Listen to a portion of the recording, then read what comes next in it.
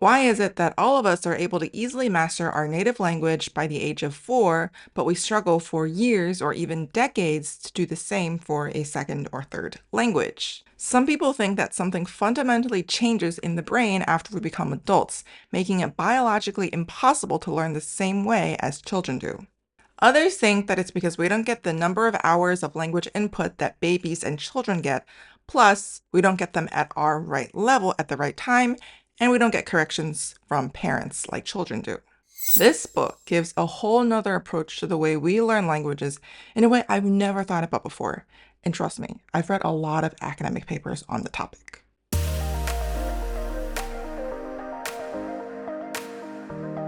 Welcome back to the channel. I'm Josie Two Shoes, and here I make videos about language learning, Mandarin Chinese, and linguistics. Welcome. I found this book randomly browsing through Amazon one day, and it looked interesting. And it's actually not a language learning book, it's a language philosophy book written by two cognitive science professors. The authors state that language is a game of charades, born from our very basic needs to communicate for basic survival, which somehow turn into complex and comprehensive systems of language, including grammar, morphology, phonology, and the works. If you're like me, you're probably as skeptical as I was. How can a miming game, especially one that does not include talking, turn into complex systems of spoken language? And then I was hit with this amazing passage in the preface. A cry of hammer may be an instruction to start hammering or to pass a hammer. It might be a warning that a hammer is falling from a nearby roof, a reminder to buy a hammer, or not to forget to bring one, and so forth. What counts as a hammer or hammering will depend on which language game we happen to be playing. So the first time I read this passage, I didn't really quite understand what it meant, but then I read it a few more times, and I was seriously blown away by how accurate it is. According to the authors, learning a language is like learning to be part of a series of endless community-wide games of charades, where each new game builds on those that have gone before. Each new generation of language learners is not starting from scratch, but joining a tradition of linguistic games that have been in progress from before anyone can remember. To join in the game, the adult, or the second language learning adult, needs to jump into a linguistic game and start playing. The authors argue that instead of us having some kind of innate genetic blueprint for language learning, languages evolve from our ability to play successive communicative games. Now, this may not be shocking to you if you don't know much about linguistic theory, but if you do, you know that the past 100 years or so of linguistics theory has been dominated by Noam Chomsky, who espoused the idea that humans are so good at language learning because we have a unique language instinct. Basically, that it's in our DNA to be good at languages. So ever since my first year of college in Linguistics 101, I've felt that there was something off about this theory, and I've been kind of struggling to find a new way to think about language ever since. And I think I finally found it in this book. Now, I understand if you're skeptical, that's totally okay. I'm going to give you just 3 examples from the book.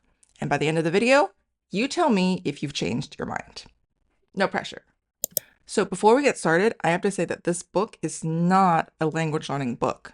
It is more of a language philosophy book telling us how language works, how language developed, and possibly the origin of languages.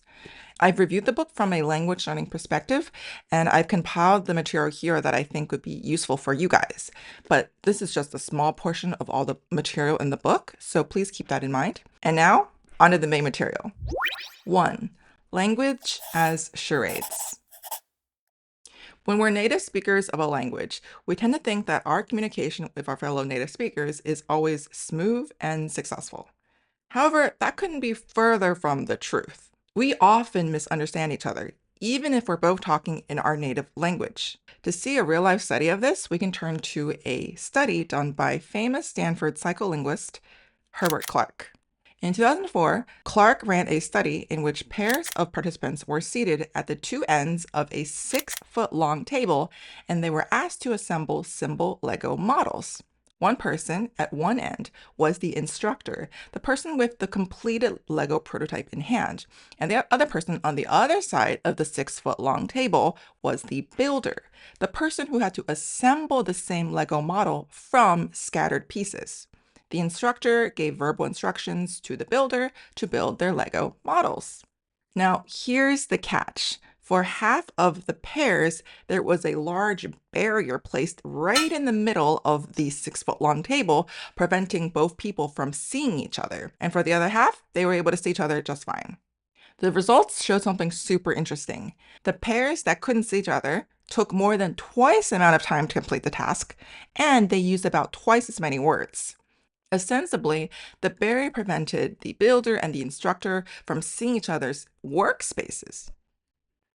But they were also not able to see each other's facial expressions, their manual gestures, or their body position or orientation. If language is simply about communicating straightforward information, then this task should not have had such a huge difference in the amount of time it took and the amount of words it took. You see, in our everyday communications with the people around us, we gesture. We gesture to ourselves, we gesture to the things around us in the environment, we use facial expressions, body language, all in hopes that the person listening will be able to successfully understand what we're trying to say or what we're implying.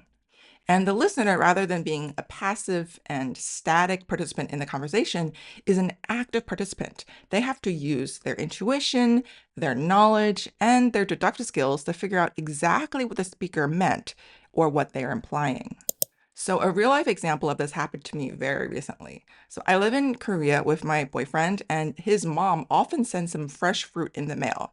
So the first time I heard the ring of the bell and I went outside and I saw, this massive box, and I opened it up and it was this Korean fruit that's really popular this time of the year. It's usually called a Korean melon in English. In Korean, it's called 참외. And so I told him, 우리 참외 받았어. So we got the 참외, right? And he's like, yeah, I know. My mom sent it to me. She sent me a text saying she sent it. And so we're really excited. And, the way you eat 참외 is that the skin is really thick. So you have to peel off all the skin, with a cutter. And then you have to cut it up into small pieces and you serve it in a plate. And so the second time we got 참외, I was, in the living room. He was in the bedroom, and I just went and got it. And I was like, 참외. And so from this, first experience of getting that fruit, second experience, I just said 참외 in a high-pitched, excited pitch of tone, and he knew exactly, we got 참외, right? Because he heard me going out into the hallway to get it. And what's really funny is that, we always do the same process, right? We get the 참외, we take it inside, and then we cut it and we eat it together. And so one day, after 5 or 6 times of getting this 참외 in the mail, we already got 참외. We know it's in the fridge. I'm in the bedroom and he's in the kitchen, and I basically call out to him because our apartment is not very big. I say, 참외? So in a kind of questioning tone, and he knew exactly what I wanted. He knew that I wanted him to cut the 참외 and serve it to me. And this was really shocking to me that he understand what I meant from just saying 참외. But it's really interesting because you see that the listener is not just listening to the words and the sentences spoken. They're also using what was said before, what we know about the situation, and what we know about each other to interpret what that person means. This is a part of what the authors refer to as the communication iceberg. Basically, that words, sentences, and phrases are just the tip of the iceberg. To communicate successfully, both the speaker and the listener have to share social, emotional, cultural, and factual information in common. Otherwise, even if you speak the same language, you won't necessarily be able to understand each other. So as you can see, this becomes doubly difficult for someone learning a new language because they don't even know all the words in the language yet, let alone the social, emotional, cultural kind of ties that people have beneath the surface level. However, even knowing all the words in a language as well as the social and cultural connotations behind that language doesn't mean you'll necessarily understand everything that's being said. And we'll get to why in the next section. 2. The unbearable lightness of meaning. Learning a new language will often have you looking at a vocab list. And for someone learning a second language, for example, English, they may learn that light is the opposite of dark when describing colors. But light can be used to describe lots of other things. For example, a package, an aircraft, a meal, a room, the list goes on. And if you're looking at light as a verb, as a noun, there are dozens of other usages. When learning a new language, we often want one word to mean one thing. We don't like it when one word means multiple things because that's difficult for us to comprehend. However, that's simply how languages work. Languages were not developed by a genius mastermind in a sealed room, and then after they were done developing it, they simultaneously transmitted it to all the societies in the world to suddenly speak. Languages were developed, argued by the authors, from us playing thousands and thousands of years of communication games, and the words in these languages, rather than being, clearly defined, this is this and this is this, they just have a complex web of kind of metaphorical links to each other. For example, the variety of meanings and usages of light are remarkable. It can mean to turn on the light. Have you got a light? Seeing the light of reason. As an adverb, treading lightly, snowing lightly. These usages of light all have crisscrossing metaphorical links to each other, but they were not originally planned to be used in these situations. They just kind of occurred as we ended up playing more and more language games. And so these meanings of these words have some kind of semblance of similarity, but the connection is very loose. It's shape shifting, which allows the meanings of our existing stock of words to keep up with a continually changing world. According to the authors, our charades playing ability allows us to concoct new words, often from old components when new vocabulary is needed. This is probably difficult for you to hear, but it's probably something you already subconsciously know. No matter how many words you learn in a foreign language, it often feels that there is an endless mountain of new usages of those words or neologisms that appear out of nowhere that you've never encountered before. And this might make you feel slightly better.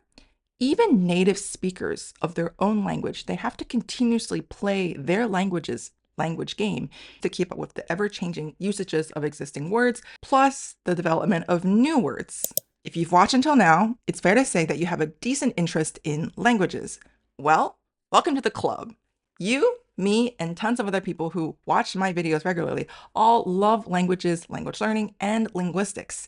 And I've recently decided to open up a membership, the Linguist Club.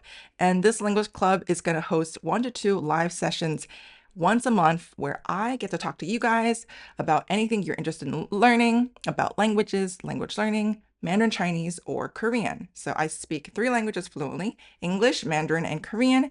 And I also did a master's in language acquisition.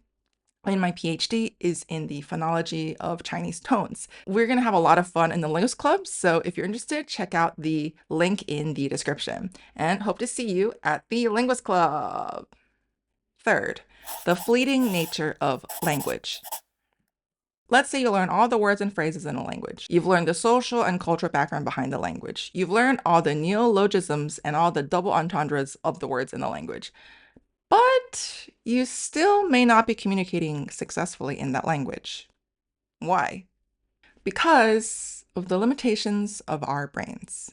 We tend to think of our brains as being able to memorize vast amounts of information. After all, if you've mastered a second language, you probably know at least 20 to 40,000 words. However, in spontaneous conversation, our brains are very limited.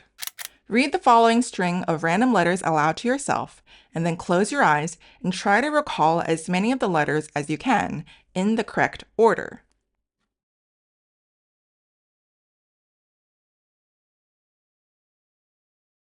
If you're like most people, you're probably only able to recall about half or so of the letters here.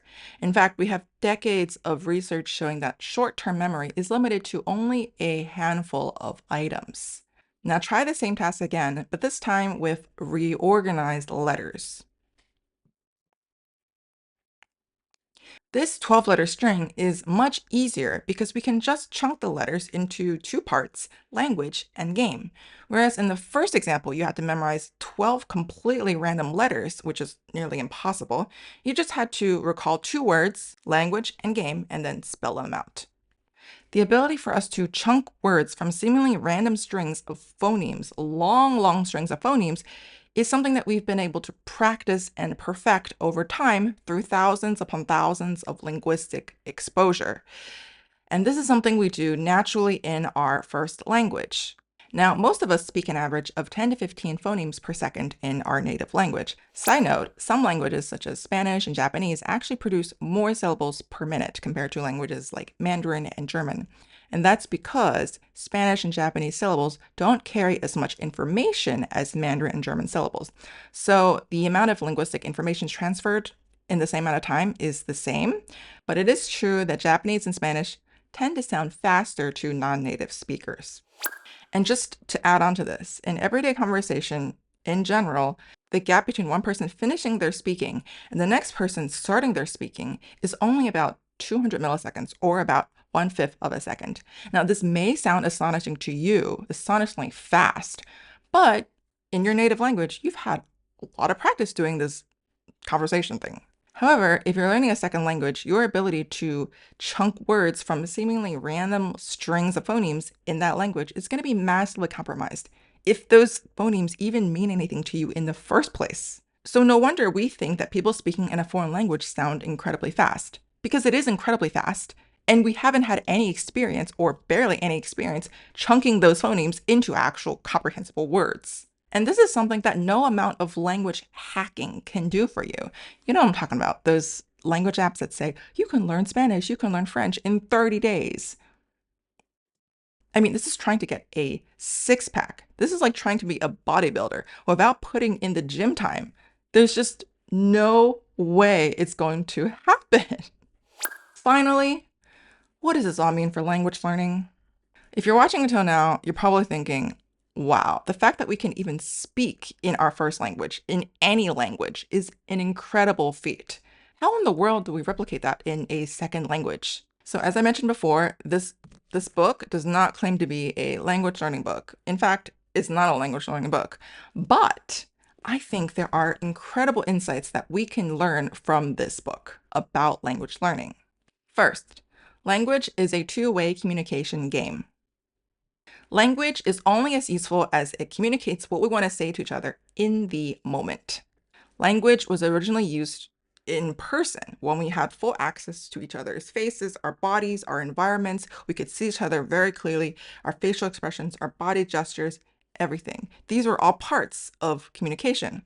And as such, the words, the phrases, the sentences do not tell the full picture.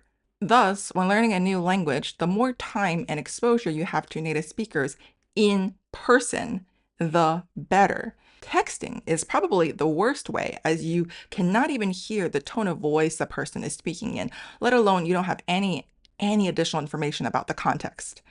I would say speaking in person is the best, but if you don't have access to native speakers where you live, I would say Zoom is a second best option. Second, grammar is only as useful as its ability to help us communicate. I mentioned in my Fluent Forever video to not focus on grammar, and I'm going to say that again. Don't focus on grammar, because grammar is only as useful as its ability to help us communicate. If we can precisely communicate what we're trying to say, and the listener can accurately decipher what we're trying to say, then the grammar we're using is fine. Even if it's not perfect, that is perfectly fine. Right? We don't have to know the most complicated grammar structures. We don't have to get the verb, object conjugation right all the time. As long as we can communicate what we're trying to say, the person understands accurately, done. We're done. The communication is perfect. The grammar is fine. If you really want to read grammar books about confusing grammar structures, that's fine. But I would just say, don't focus on the small details. And third, language is constantly evolving. So as the authors point out again and again in the book, language is a game that we constantly play. And that way, the language we learned was passed from our parents to us, and before that, from our grandparents to our parents, and going way back thousands and thousands of years. The words have changed over time. The phrases have changed over time, and that's okay. Language is just a communicative device. And just as we may not understand what Gen Z or what is it now, Gen Alpha are saying these days, that means we haven't been playing language games with Gen Z or Gen Alpha enough. Even in our native language, we need to constantly play the language game in order to stay up to date on new words and new usages of old words. The same is true for foreign languages. If you learned a foreign language 10, 20, 30 years ago, I'm pretty sure the language is not going to be the same now. In fact, I can guarantee you it's not going to be the same now. So, if you want to continue to be fluent in that language, I suggest you jump back into that language's language game and continue to learn it just like a native speaker would their own language. And thank you so much, guys, for watching this week's video. This book was honestly such a great book. I felt that, the authors, they are cognitive scientists, they're linguists, they're psychologists, they're super smart. I've learned so much reading this book. And if you guys are slightly interested in languages, linguistics, or the origin of languages, which is touched upon in the book, I would highly, highly recommend you check this book out. It is an eye-opener. And even Richard Dawkins said, marvelously clear, playfully persuasive. So, Richard Dawkins. If you guys are interested, please check the book out. I'll have a link in the description, and I hope to see you in a next video. Bye now.